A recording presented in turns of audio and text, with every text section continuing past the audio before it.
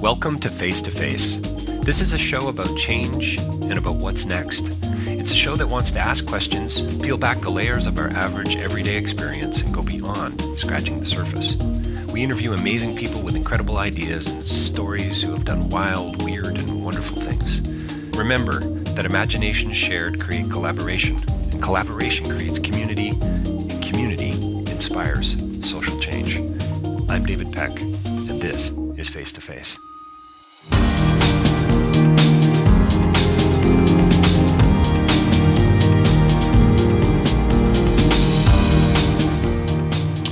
Well, welcome to Face to Face. We've got a great guest with us here today, Glen Foster. Thanks for joining us, Glen. My pleasure. Yeah, that Canadian guy. I didn't just make that up, but that's kind of what Glen's been known as and for many years. So check him out online. We'll refer back to it a little later on, but it's that Canadian guy. And everybody thinks .com, right? .com, that's right, because nobody knows what .ca is. Only a very few people actually know .cas exist. That's right. I think it's more prevalent now. People know about it, but in the original, no one even knew there was anything but .com, and now there's .biz and .this and .that. Yeah. So you're a .biz, which means basically you couldn't get the .com. That's what .biz means to me. I guess eventually. .mobi now, the mobile sites. Really? Yeah. I don't know that one. Oh, there's tons of them. So it's a suffix, right? So that is country. So eventually that will mean something. Probably, well, the biggest one country-wise was what, the island of Tuvalu or something like that. I don't know that island. No, seriously, like it was a huge thing for them because they were .tv. Right. So anyone with anything TV related wanted something .tv. Yes. And it was a massive influx of cash to this tiny little island. And so the tourism industry has gone through I don't know how their tourism is, but their .coms are... That's pretty funny. That was a few years ago, though, That's so hilarious. I don't know. So Glen's been a comic in a Canadian, .ca comic for many years now. And how many years have you been working in comedy? I'm 30 years without a day job this fall. 30 years without a day job. That sounds like your autobiography. Is that still, coming out soon? Still sending out the resumes, but Yeah. And you are also, I started in high school actually. Okay. But I'm talking about professional now, because I moved to LA to make it big in 1984, in November of 1984. So, 30 years. So that's when I left my ad job. Was 84 the year that Orwell said it was going to be? No, it wasn't. And my theory at the time was that the people who were really going to do 1984, which is pretty much where we live now. Right. My theory at the time was they went, oh shit, the book's been written, so we better not do it in 1984. Let's wait till 2004. That's right. Let's push it back 20 years because it is here, 1984. I mean, man, we're living in a surveillance state, a police state. And what's really weird about it is 1984 was all about, it was sort of thrust upon the people kind of thing. What's weird about our 1984 is that we did it to ourselves. Gleefully, in fact, we're online sharing information. Look at what the kids today put up on the internet and don't even seem to care about. Yeah, let alone a surreptitious observation. I'm clearly an old fart. I was out for dinner last night. I heard about some new app that I can't remember the name of it. So sorry about that, listeners out there. But a picture will come up on your, based on a GPS. We'll say, I don't know, there's 32 people that are in your region, 5-kilometer radius. Is it Tinder? Okay, it's Tinder. Yeah. And if you like the looks of somebody, you hit a check mark, they check mark you back. And I was just saying to Elizabeth, wow, what Spencer and Victoria are going to be walking into in another 10 years. Right. When they're really hooked in. I mean, they're pretty hooked in I now know. At 6 and 8 years old. I know they are. It's pretty wild, eh? I did a joke years ago too. It was years and years ago. I have a lot of. I'll say I did a joke, but what I mean is I said it once, and it was something to the effect of is that it's going to get to the point where they're going to want to plug something right up your ass. Right, and it'll be incredibly painful, and it'll cost a fortune, right? But you'll be jacked into the internet all the time. That's right, with this thing right up your ass. And why would someone do that? Because it's incredibly painful and costs a fortune. Well, great games. Yeah, that's right. It's good. Well, it's true, right? I mean, it's what is it? Porn, maybe news. Look at the news. internet is 99% porn and 1% useful. It really is. And it's porn that drives the technology too. Do you think we'd have doctors being able to do virtual operations across, many thousands of miles if it wasn't for some guy wanted the, porn sensation that do you think 3D would exist? It's all nerds. It's all and gaming, right? Right. Yeah. Gaming is massive. So you can tell probably Glenn has an opinion about pretty much already everything. I especially have opinions about things I know nothing about. Very strong opinions. Do you have one of those T-shirts that says you're entitled to my opinion? Is that? No, I haven't got that. No. So Glenn's a guest on, I'm not even sure what it is, but on a news channel. channel. It's called Byline. The show is called Byline. It's on Sun News Network. And most Fridays? Yeah. Well, generally every Friday, unless they're off shooting. If they're shooting on location, we can't do it because of the limited studio space situation. And you've got 5 minutes basically to complain. Is that what it is? Not complain, but basically just talk about things that are going on in the world, things that are going on in Canada. We had with a comical edge, no doubt. That's the whole point of it. Yeah, is to have a comical edge. I mean, we were on Rob Ford for weeks at a time there. At one point, it got to what can we possibly say new about this guy? And then the next week he would do something stupid, and we go, well, there's our new Rob Ford thing. Do you think? So let's go down that path for a second. I mean, he's been kind of been done to death in a way. But do you think still there's some things that are lurking below the surface? Lurking below? Got to be. Yeah, you almost... Got to be. It's just amazing that what's happened so far. And he continues to be the mayor. And the other day, what was his thing the other day? Oh, yesterday, he was the lone vote against naming a street after Nelson Mandela. And he was against it. Now, let me tell you why. Him. And he was also against a motion to congratulate the Olympic athletes. Now, first of all, this is why we got no money in this country, because we sit down and debate whether we should congratulate the Olympic athletes. That's ridiculous. It's waste of time. That someone would think, we better put that on the agenda because you never know who's going to... And it turns out someone did object to it. Yeah, but his reasoning, was he hit the wrong button on the... Apparently they have voting machines. Like counselors, you mean? Counselors, yeah. I didn't know they were that sophisticated. So he hit the wrong button, he says, and he wanted to have a revote after that, right? So I guess what it is... So a tick basically decided whether or not... Pretty much, you know, or maybe he was in a drunken stupor and didn't know which of the 6 buttons to press. Right, yeah, it's pretty challenging. Yeah, so it's pretty... And he didn't want to name a street after Mandela. Well, he probably did, but he voted against it, is the point. Oh, I see. Right? That's the whole point. Yeah, that he said, he voted against it, but afterwards he said, no, it's because I hit the wrong button. Right? Because I guess he's never voted yes for something before. There's only 2 buttons, right? I mean, it's yes, no, abstain, I guess, right? Yeah, maybe abstain as well. Right. Yeah. So there's 3 buttons to press. Or just not show up. Right. Maybe is another way to deal with it.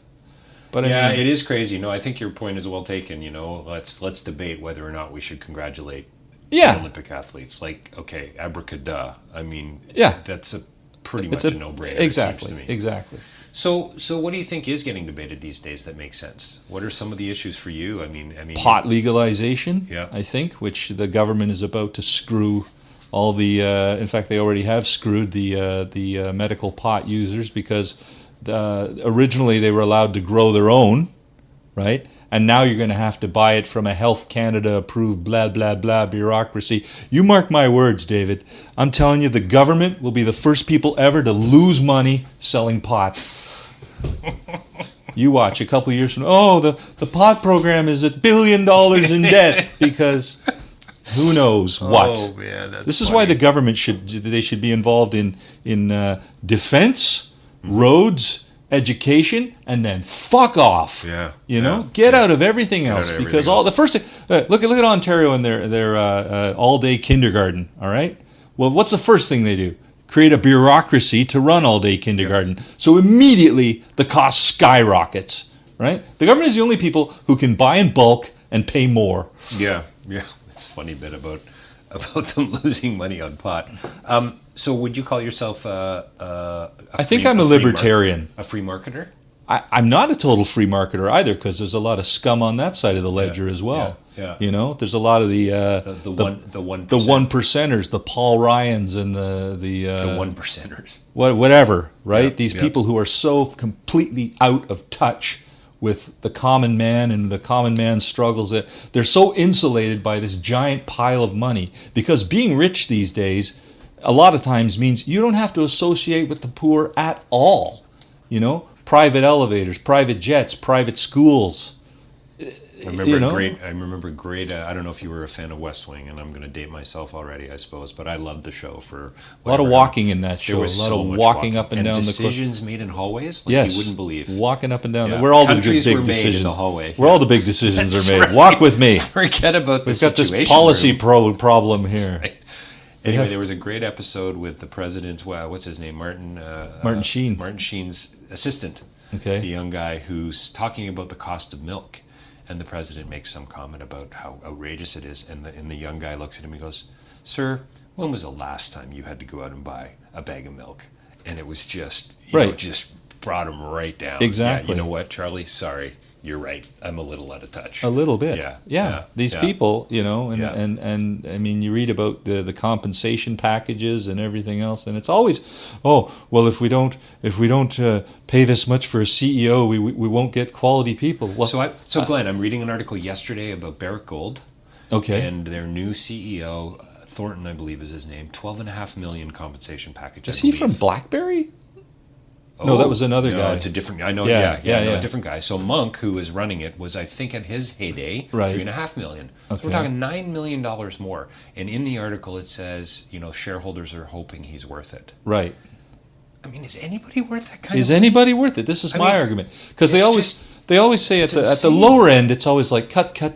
Yeah. How come the argument at the top is always like, well, if we don't pay top dollar, we won't get good people. We won't get good people. Right? And you know what? You're not getting good people anyway. Yeah. Right? You're getting criminals for the most part.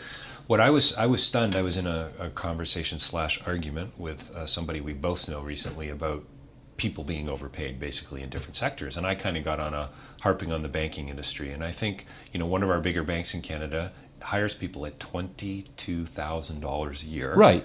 And at the other end, we're talking about 10, 11, 12, $15 million pay packages for the CEOs of the banking. I think there's just a little gap there. There's a huge gap there. Come on. I just, sorry. So somebody just out of school barely deserves enough to live in a year here in Toronto. And this guy, usually, usually make what, 1,000 times what this other person? I know. I mean, I don't know. Anyway. It's outrageous. Yeah. It's absolutely outrageous. In Sweden, a little while back, they tried to pass a 12-1 rule or something like that? I don't know this. It was something like that the CEO's compensation package could only be 12 times what the... Right. I did hear about this. And it didn't pass. It didn't pass. It didn't pass because they didn't think they'd get qualified people. Yeah. Right? Yeah. This whole thing, when they needed a new CEO, I don't know if you know, but I wrote an article in Sun newspaper. I wrote an article last year when they needed a new CEO for the orange helicopter, the orange helicopter scandal, right? Of course, yeah. And my whole article was all I had to do to be a better CEO than this first guy was not lose $1 billion. That's all I have to do, not lose $1 billion. That's right. I could sit in my office all day, I could play video games, I'd just not lose $1 billion. Right? What do I have to do today? Not lose $1 billion. That's hilarious. And they always go on about, oh, well, we have to pay this much. We don't get qualified. No. Why does that argument hold at the top and not at the bottom? Why at the bottom don't they say, hey, we want qualified individuals? Yeah, let's pay. Pilots are making less than $20,000 a year at some airlines. Wow. That's astounding. And that's terrifying. Yeah, it is a little Don't terrifying. you want your pilot well paid? Yeah. Well trained, well paid, and well fed. Well, yeah, exactly. Yeah. And fed something different than the co-pilot. That's right. That was Fahrenheit 451, is that right? Well, they always do that. No, what was that? Oh, man, you just took me right back to a novel I read in high school. Oh. Come on. And it was the fish. Everybody got sick of the fish. What was that? Flight... Not Fahrenheit 451. Fahrenheit's the fireman and that's the burnt books, isn't it? Yeah. Anyway, it doesn't matter. But I know the story. Yes, Ray Bradbury, maybe. No, but I don't think so. Come on. Yeah, Anyway, I can't remember. But it was one. Yeah, because that's why they serve different meals. Yeah. To the co-pilot and the pilot, which is kind of low end, really, when you think well, of it, like in our it's supposedly high end technological savvy yeah. culture, right? Well, don't give them both the fish. we might be going down. Right, exactly. Okay? So let's try not to be disrespectful here, but this whole Malaysian flight 370, still haven't found it. I mean, it's deeply troubling on so many levels. I fly enough for it to be troubling for me. Lots of conspiracy theories, et cetera, et cetera, et cetera. How the heck? I mean, why haven't we found it? Like, it's insane to what me. I've read about it is that part of the ocean. Yeah. You can put two buoys together, and an hour later they'll be a mile apart. Yeah. Right? It's just the ebbs and the swirls and the depth of it, I suppose. And the depth of it. And the other thing I read was that it really is in the middle of nowhere. The long range, even the long range planes that go out to search, it takes so much of their fuel just to get to the search area that they've only got 2 or 3 hours when they get there. I see. Yeah. Right? It's so massive. And the waves in that part of the ocean can be like 30, 40 feet at the best of times. So you're looking for, something bobbing around that might not be close to anything else that's bobbing around. But what's really mysterious is the whole, why did it turn on takeoff and how does it? So many factors. But you're right. I mean, you think, on the one hand, you hear about we can take a picture of a cigarette package from space with certain satellites. This is what I mean. And on the other hand, it's like, well, we lost a 767, whatever it was. Yeah. That's but I think part of it is that anyone who's got that kind of satellite technology doesn't want to use it and say... So that's the most recent theory that I've heard that actually makes sense to me. Yeah. Somebody out there has the tech. Right. They just, if they say where they are, they have to admit. But they have to admit they have the tech, but they also have to... it gives away the capability. Right, exactly. Right? It's like the Enigma machine. I actually just remembered about another West Wing episode. Okay. But we're not going to talk about it. You know what? The thing is, I barely watched West Wing. Oh, come on! I barely watched it. I might have watched 1 or 2 episodes, maybe. So let's go back to your comment earlier about we talked a little bit about the 1%ers and people being out of touch. Would you say, go global if you like, but are Canadian politicians out of touch for the most part? I'd say any politician really is out of touch. Wow. For the most part. Yeah. For the most part, I think they are out of touch because I think they come from, for the most part, a kind of a privileged background. Again, private schools, private clubs. If I was in charge of education, there would be one school. It would be called school, and everyone would go to school. And there would be no Muslim schools, and no Hebrew schools, and no Catholic schools, and there would be no private schools, because I think private schools are a big problem, with a big part of the problem of the public education system, because all those people who have all that money and power that could change the public system for the better are out of the system. Yep. They have their own little private little Yep. thing. They have their private little clubs. They meet their fence private ourselves little in. cliques. They get their, gold card to whatever university they want because somebody knows somebody from, And this is the kind of shit that creates an us and them, right? It really does. Yeah, and that's where it starts, and that's where the Paul Ryan assholes of the world come from. That's where the Mitt Romneys come from. That kind of isolated, that's the word I'm looking for, insular background. They just don't have a clue. Yeah. The bag of milk, Yeah, exactly. bag of milk, exactly.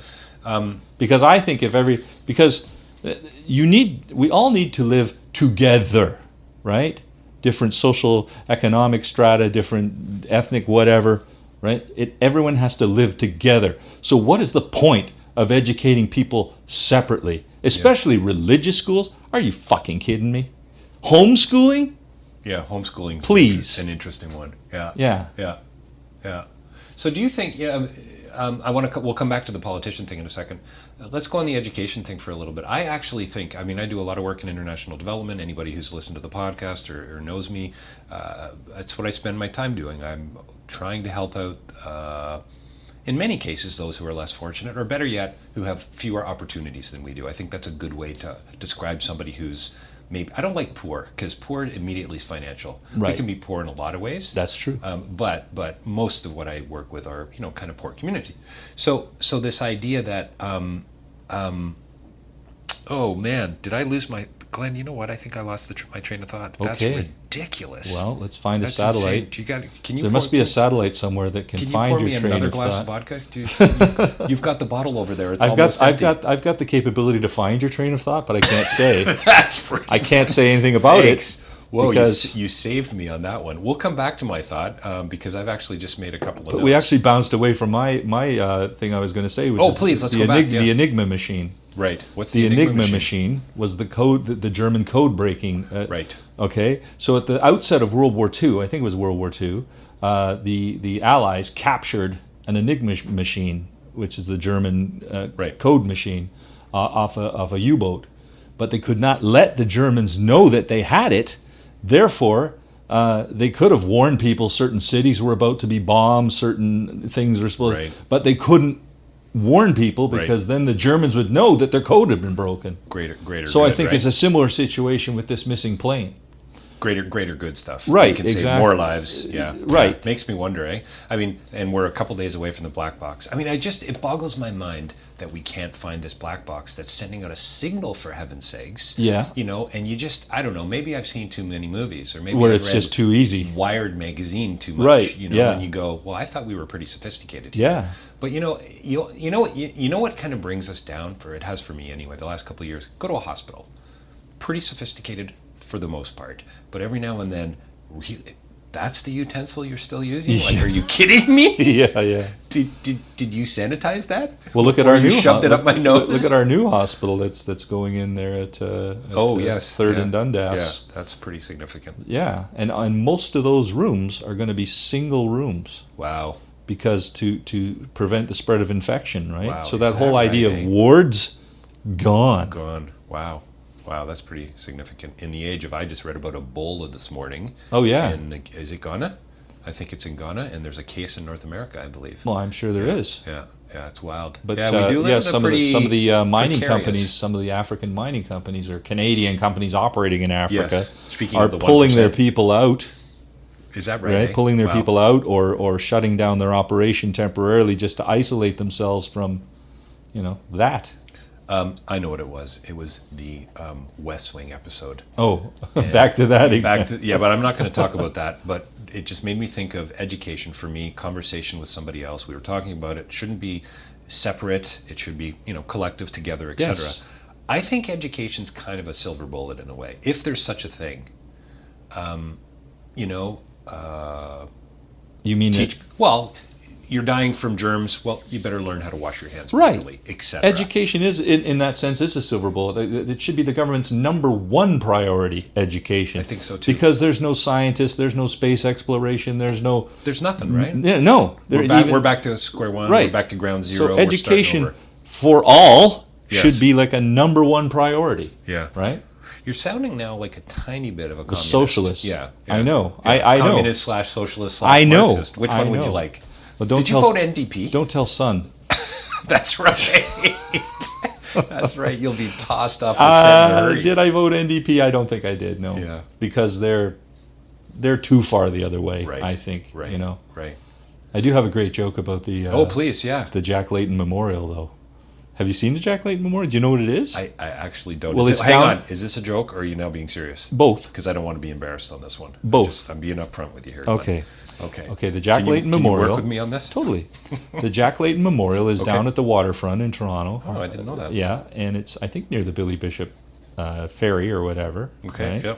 Yep. Anyway, what it is a two-seater bicycle, right? Okay. And Jack is sitting in the back pedaling, right? And you, as a tourist, if you want, you can sit in the front seat and have a picture of yourself being taken for a ride by the NDP. Is it really what it is? Yeah. Isn't that wild? No, I obviously I missed that. I didn't read that Globe edition. I actually am not being a total NDP fan, but I think a lot of people weren't NDP fans, but they were Jack Layton fans. Yes, I think so too. Right? Yeah, I think there's a lot of Because- truth in that. Because the guy was just, he was infectious. I mean, Oh, you know, yeah. he couldn't wait to bicycle onto the stage and Yeah. do a cartwheel. And, Yeah. Well, I thought he was. I remember when I first sort of met him on screen or wherever it was. I guess I saw him on some kind of news show or whatever. I thought he was a bit of a who is this guy? Like, Yeah. You know, what is he, a game show host? I mean, it took quite a few years for him, I think, to really earn that respect of Canadians, and just in the last few years, just incredible what he did with the party, really. True enough, yeah. It really is. So who's ready? I mean, what do we got? We got Harper, we got, Trudeau, we got an election coming up in what, 16 months now? 18 months? I don't know. I don't know what. Don't even know if it's going to happen, but I mean, what is next for Canada, do you think? I mean, you're commentating on it once a week. You're reading the papers. What's happening? It always seems to writing come jokes down, about it. It always seems to me to come down to incompetence versus evil. It really does. Wow, that's pretty grim. I'm sorry. So, but you don't strike. I mean, how can you be a comic and so cynical? Or do you not? Do you just I'm say totally cynical. You're totally cynical. I'm totally cynical. I piss my wife off. I'm so cynical. Yeah, I don't get invited to parties, David. That's right. So are you? I what? I was going to say, are you the guy at the party who's over in the corner pissing everybody off? Pretty much. Yeah. No, I even. I would not a joke per se, but I have a thing on my last CD where it's kind of hard to explain, but the sort of secondary punchline is like, so I explain something fairly horrible. Yeah. And then secondary punchline is, this is why I don't get invited to parties anymore. Which I was sort of going to make a theme at one point. I was even thinking I would do an album called "This Is Why I Don't Get Invited to Parties." So it's sort of a larger theme with me right now. Is it? Am I doing the job? Huh. Right. When people come to a comedy club, Yep. they want to escape their troubles. I think on some level, like going right? to see a live show or a Right. film or whatever. So if I'm talking about politics and global warming and all these horrible things, am I doing the job? Right. Right? Am I actually costing myself work? Right. Because people go, well, he's funny, but Yeah. man, he brings up some depressing shit. Yeah. Well, what about a guy like Dennis Miller? I mean, Well, you can't get much more cynical than Dennis Miller, can you? You can't. And boy, has he ever gone right wing. Wow. Yeah, no kidding. Totally right wing. Totally right And wing. it really shocked me, actually. Yeah, like because extremely right wing. Yeah. And some of the things I hear him say, I'm like, really? Yeah, no, I agree. And I agree. I get that he's very intelligent and smart guy. Probably knows what he's talking about, but sometimes I'm like, wow. Yeah, no, I don't quite understand it either. But he's rich now. So Rich? Well, he's rich. Because he's rich, that Maybe. that maybe changes his opinion on Could be. things. So are you doing your job? I mean, so you've been doing comedy for 30 years.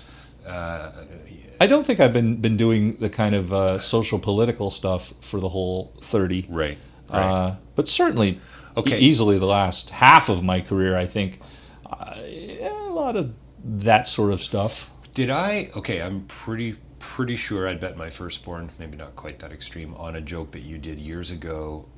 Copier salesman with a tie? Is it Yes. you? Yeah, Hysterical. That was Such my a great opening bit. line when I had completely different hair.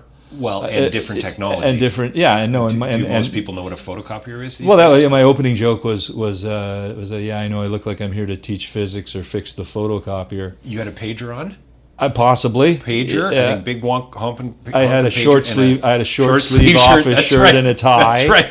Yeah, Very nerd-like. Very nerd-like. Yeah. Yeah, and exactly. And when I did that line in Montreal for the Montreal Comedy Festival, which they shoot at the Saint Denis Theatre, and I think it was like easily like 2,000 or 3,000 people fit in that place. Nice. So when I did that line in Montreal as an opening line in 1995, I couldn't even say another joke for like another minute. Like the Wow. response was like Yeah, so that's good. Awesome. And in That's fact, pretty actually, cool. because the joke is I look like I'm here to teach physics or fix the photocopier. So then they were, like instant applauding type thing. Yeah, on your side for sure. And then I said, "You people are just wasting your own time now. You know that." That's pretty funny. There's a that's great. teacherism for Yeah, you. that's a good one. So let's talk a little bit about that then. I mean, I want to, maybe we can come back to the politics and the state of Canada and hell in a handbasket kind of stuff. But what drove you to comedy? So you haven't been always doing the social political stuff. You just, were you a Wanted to funny- meet chicks, couldn't play guitar. I honestly think that had a lot to do had a with it. lot to do with it, perhaps. Wow. But also, no, I think I was just always a comedy fan. Right. I grew up in a Right. house that was, my dad was a comedy fan. We watched comedy. We watched. Was your dad a funny guy? Oh yeah, Yeah. Oh yeah, a bit of a Funny guy in a house setting, or funny guy on stage? Or in a house setting, Yeah. in a amongst friends setting, Sure, in yeah. a bit of a twisted sense of humor, a bit of a practical joker. Right. One of his favorite tricks, if we ever had anyone over for dinner, he would stir his tea or coffee with the handle end of the spoon, Okay. right, and then Yeah. go, here, hand that to your mother. Burning hot. Burning hot. Right. Yeah. Ha ha ha. Isn't that funny? Hilarious. Wow, you're hysterical. Exactly. No, but he was. Where's the Ozanol? We always watched, like the Carry On movies. I mean, stuff that probably doesn't even stand up now when you watch Right, it. It's just so right. lame. Right. Some things you think But are hang on, hilarious. I grew up watching Laurel and Hardy. I mean, I think they're pretty funny, but I didn't get into comedy. I think. Don't you remember the piano mover one? I think comedy was a hell of a lot easier years ago. It just seems when you watch some of this old vintage comedy stuff, people laughed at just about anything. It seems so easy, And now everyone's so, jaded and cynical. Is that what it is, do you think? It seems. Yeah. It seems. Also, it seems people had a lot more attention span back then, and you could do a more, longer joke with, more of a setup, less of a punch. You know what I mean? Like story type stuff. Yeah, And that's sort of making a comeback too. That sort of Is it? Yeah. storytelling style kind of thing.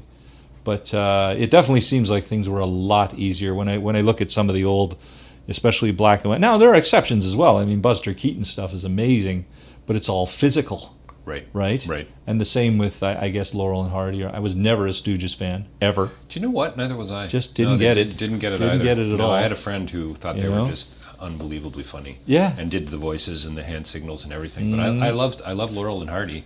I have to say, Peter Sellers. I mean. There's one. Yeah. The Party. Okay. Funniest movie I've ever seen. Watch it now. You Yeah. won't think so. Oh, is that right? You won't Really? think so. Wow. I watched it when I was a kid. I thought it was hysterical. Now You watch it now, and first of all, it's incredibly racist. Oh yes. Oh, That's incredibly probably true, racist. Yeah. And the comedy is lame. It's lame. The opening still very funny. That's with the shoe. Is that the shoe? The ones with the shoe and the others blow- with the they're both on set. Yes. That's how the movie starts, right? Where he blows up the. he blows up the fort that they only have one shot at. Right? Yeah. He's got he ends up with a stone in his shoe, And he blows it up. Yeah, and he's stomping I'm around. laughing already. Yeah, and he hits the plunger on That's right. the That's blaster. Yeah. But prior to that, there's two other scenes where he's being shot at, and there's a gunfight scene. Yeah. And he refuses to die. Okay. And they keep I don't shooting, re- I and don't then remember pretty that soon scene. everyone's shooting at him, even his own the guys who are supposed to be on his side are shooting at him, and so yeah. But you watch it. So is that a stylistic thing? Do you think? I think so. Because sometimes you watch an older movie and it's a classic. And yet, Doctor Strangelove right. is still very funny Right. because it's very political and satirical, Incredible. Incredibly and satirical. yeah. Huh. Like I wonder now how the Pink Panther Right. would stand up. Yeah. Right? Yeah. Those kind of things. So some of that is probably And because some of the it day, still isn't stands up, I Yeah. think, because, I mean, I still find the joke, does your dog bite? it? Right. And then he gets bitten, and Yes, he goes, yeah. I thought you said your dog does not bite. That is not my dog. Yeah, see, Yeah, I think, you it's- know what? It's like I was a huge fan of, and still am, of Ghostbusters. Okay. And a lot of people who watch that just go, I don't get it. Like, that's not funny. Right. Right? But, I mean, sometimes I think these things are timing. True. Yeah. Sometimes a comic or whatever hits a nerve with you. You've just had a divorce and he's doing Yep. comedy or she's doing comedy about marriage, so you click. So I think some of that's there. But I think maybe this is your comment about Buster. Still kind of funny because the physical stuff kind of translates across all cultures. Totally it right? does, yeah. Farts, for instance, right? The Right. simple Sure. comical that my kids love, that frankly I still love. Right. It's just funny. And that's the thing, too. You can write the most sophisticated political joke you want. It's not going to get the same laugh as a fart joke. It's not going to reach as many people, much like a fart. I had a serious academic in town was doing a conference where I quick copied at about midnight, photocopying his essay that he's going to hand out to people next day at his talk. I'm standing there paying for it. I hear the longest, biggest fart of my life. He's on the other side of the Kinko's, and he's got a remote control, and he's put a fart machine beside the cash register. Nice. Serious academic. I mean, hysterical, right? Right. Getting me kind of in trouble. Yeah. It was awesome, right? I mean, it just, I don't know what you call that, juxtaposition, or? I guess it would be. I guess it is. Anyway, yeah. So comical home. You kind of hit it off with. I mean, you just started doing comedy around friends, family. I mean, did you read books? I mean, I guess what I'm trying to get to is how do you become a comic? I mean, we talked earlier. I did high school variety shows. Okay. I went to 3 different high schools. Oh. Because we moved around. Was that all the same grade, or? No. I went to grade 9 in Cambridge, 10 and 11 in London, and 12 and 13 in Oakville. Oh, okay. Well, you did get around then. I did, yeah. And but you don't that was my first sort of glimpse of fame in a way, because because before I did the high school variety show in London, for example, it wasn't the greatest thing. I mean, I think I know what I was doing. I was basically just doing impressions, and they probably weren't even that great impressions. It was like Jackie Stewart, the race car driver, Howard Cosell. I had this whole long bit about the two of them commentating on World War III. You know, two of them. Oh, the missiles are flying now. That's a great day for thermonuclear war. Well, folks, it's down to, that's Howard Cosell. It's not the best impression ever, but it's got the cadence, right? Wow. So, I mean, my impressions weren't that good. But anyway, so point being, before I did that variety show, no one had a clue who I was in a huge school. Yep. And after I did that variety show, everybody knew who I was. Of course, yeah. So that was a glimpse of, Right. That'll get you hooked. Because really, comedy is just an addiction. It is, eh? To some degree, it is. I mean, So I do get, I get Jones for getting on stage. Yeah. Especially if you think of something and it's like you think, oh man, I can't wait to say that on stage, and then you're like, well, when can I say that on stage? I got to go find a stage. I got to find Right. I need a fix. I need a comedy fix. Is that just the applause? I mean, it's got to be more than that. No, it's more than that. I mean, it's the satisfaction of hearing yourself say it and getting the response. And yeah, I mean, I guess partially. It's more than one thing. It's more than one thing. I mean, the applause would be a big part of it, or the laugh. It's the laugh. I mean, there's not no better sensation, but a great sensation for comedians, for sure. For me personally, is going out and doing a brand new line and having it hit. And it hits. Right? That's huge to me. So would you say that shifted for you now, older age, little hopefully more mature, etc.? Political commentary, social commentary seems to make more sense for you now? Get a laugh and also maybe dig a little bit? It just happened. It did, eh? Yeah, I don't know if I set out to do it, but I think it was just, and for me anyway, and again, it comes down to, am I really doing the job? Right. Is it doing the job to make fun of these horrible things? Is that helping?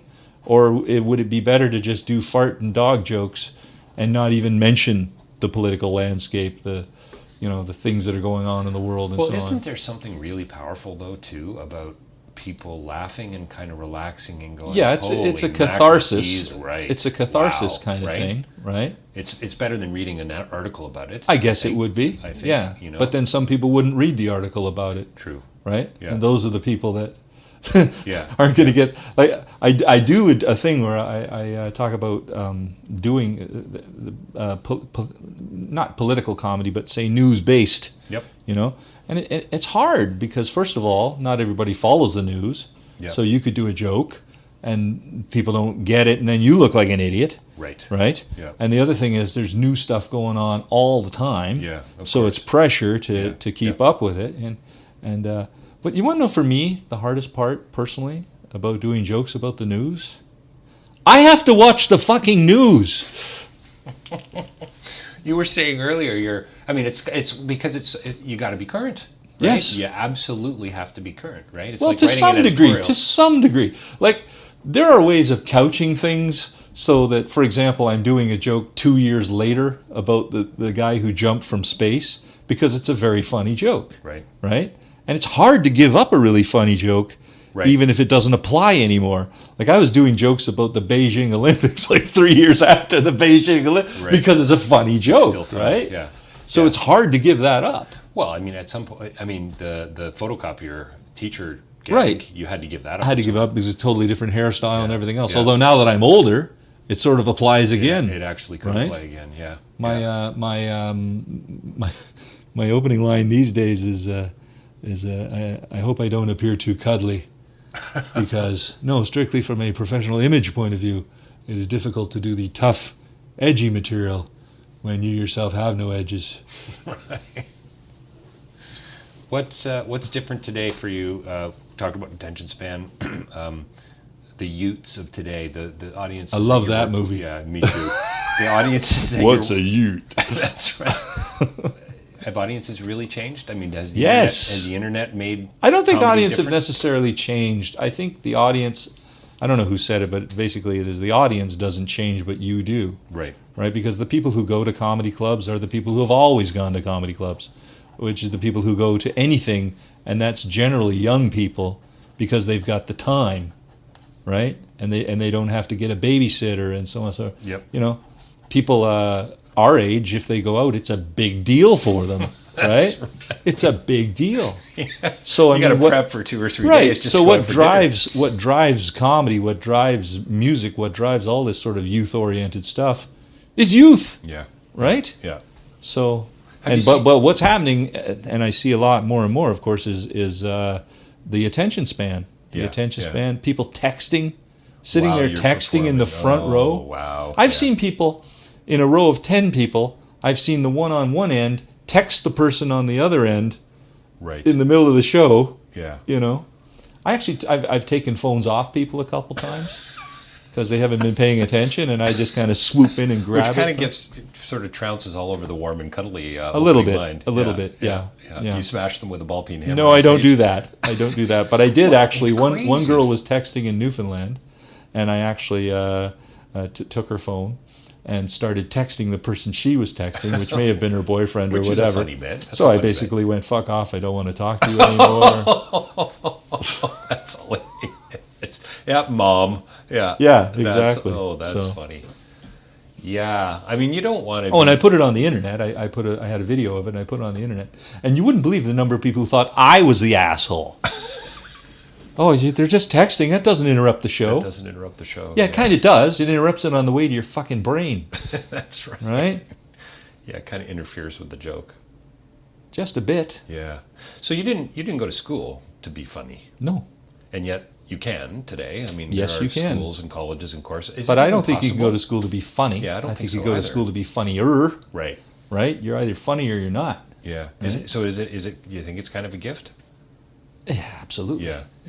Yeah, of course. To me, comedy is kind of like poetry in a way, because I mean, I think to be a good comic, you got to really see things in a totally different way. You got to, I don't know, you got to be making the observations that maybe general folk don't. Yeah, Right? perhaps. The funny in a bird landing on a clothesline that snaps or whatever. I mean, for some that would just be weird. And Right. for others, whoa, there's a whole routine. But it would have been hilarious in 1920. That's right. That's right.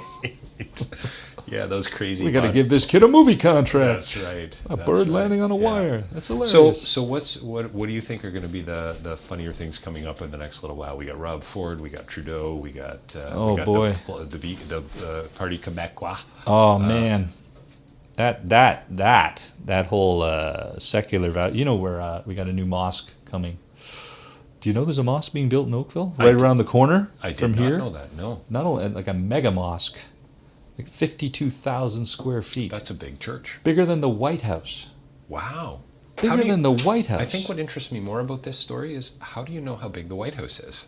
Because that's how they sell it. Oh, is that That's right? in the articles. They say it's bigger than the White House. Right. Now, I don't even know how big the White House is, Right. but my guess is less than 52,000 square feet. 52,000 square feet. But I don't know if they're talking about the grounds of the White House, the building of the, you know what I mean? Right? Yeah. I imagine it's just the building because I'm sure it's acres, the White House, right? So we gotta wrap up in a couple of minutes. What I mean, No. would you say no to somebody who wants to be a comic in Absolutely, we don't need any more competition. right? No, I would say just go do it. I always tell when people say, "Oh, I should try stand-up comedy," I say everybody should try stand-up comedy. And Just try it. Why should everybody try it? Just Because if you want to try it, you should try it. Right. Not everybody. I'm saying anyone who if wants you have to. any kind of inkling. Yes, any kind of inkling should do it, and the way to do it is to go on stage and do it. Amateur night, right? just get up there, try it. It's not about taking courses. It's not about. And the Humber is the big. It's a big one here in Ontario. Yeah, but that's not just stand-up comedy. In fact, stand-up comedy is a really kind of small part of it. Yeah. Right, because it involves sitcom writing and it involves all kinds of other aspects of comedy, right? And it's all lumped together in a comedy course. But because Yuck Yucks is involved and Larry Horowitz is the dean of comedy, right. Larry's actually probably my oldest friend in comedy. Oh, okay, yeah. Anyway, it gets more of a stand-up focus, but it isn't the focus, right? But I would say just go do it. Just go do it. Just go do it. And what's next for you? You got a talk show coming up? You going to write a book like Mercer? What are you going to do? No clue. No, eh? No clue. I always have a lot of ideas kicking around my head, but I'm a massive procrastinator. So I meant to tell you that earlier, actually. Right. Glenn, thanks for joining us today. ThatCanadianGuy.com. Check out the website. Sir. There's lots of video there. I think some old Buster Keaton stuff. All maybe. kinds of stuff. Yeah, little Peter Sellers. Sure. Yeah. You'll find it on ThatCanadianGuy.com. Thanks for joining us today.